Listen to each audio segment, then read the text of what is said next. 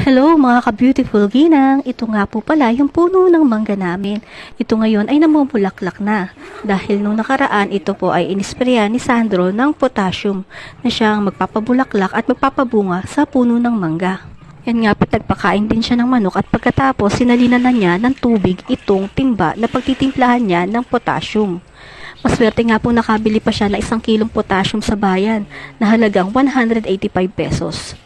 Dahil pagkapanahon po ng sprayan ng mangga, nagkakaubos po ang potassium na mabibili sa bayan.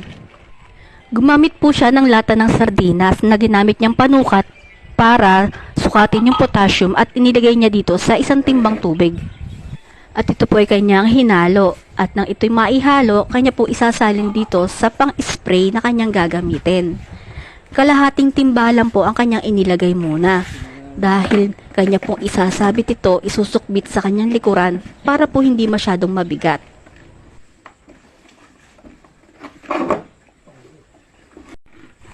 At nang maisukbit na niya, ito na kanyang inispray sa mga puno ng mangga.